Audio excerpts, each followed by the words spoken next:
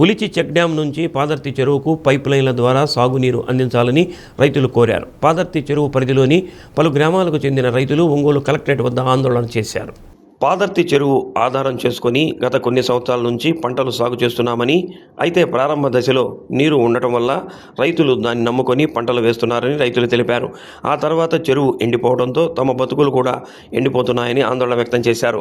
Collector వెంటనే స్పందించి ఉలిచి check dam నుంచి పాదర్తి చెరువుకు పైప్ లైన్ల ద్వారా నీరు వచ్చేలా చూసి తమను ఆదుకోవాలని కోరారు.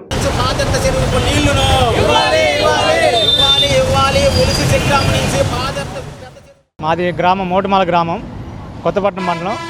మాకు గత 50 సంవత్సరాల నుంచి పాదర్తి పెద్ద చెరువుకు మంచినీటి సదుపాయం లేదు. వర్షం మీద ఆధారపడి మేము వరి సాగు చేస్తున్నాము. వరి వేసినప్పుడు బాగానే ఉంటుంది.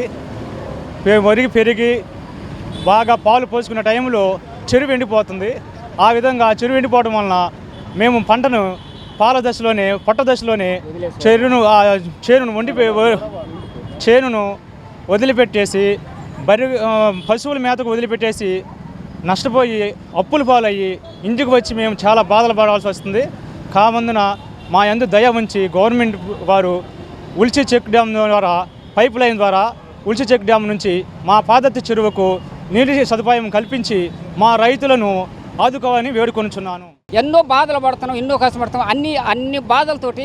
కానీ ప్రభుత్వం ఇస్తానంటుంది, కానీ ఎప్పుడు ఇస్తారో అర్థం కాల.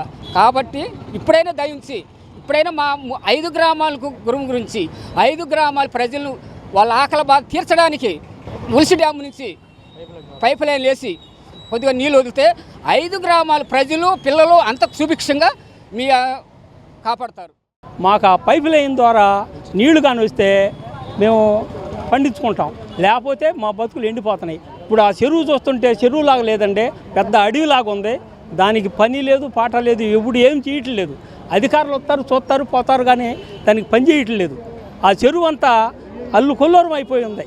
ఆ చెరువులో మనిషి పోవడానికి లేదు, కట్ట ఏడో చెరువు ఇది ఏడో కనపట్టలేదు. పంటలు మాత్రం పంటలేదు. మేము చాలా నష్టపోతున్నాం దాని నుంచి. ఈ అధికారుల దగ్గరికి వస్తే ఈ అధికారులు హామీలు ఇస్తున్నారు తప్పితే ఒక్కడు కూడా పని చేయటం లేదు. అందుకని కలెక్టర్ని కలిసి మాకు ఎత్తిపోతల పథకం ద్వారా మాకు నీళ్లు కావాలని మేము కోరుకుంటూ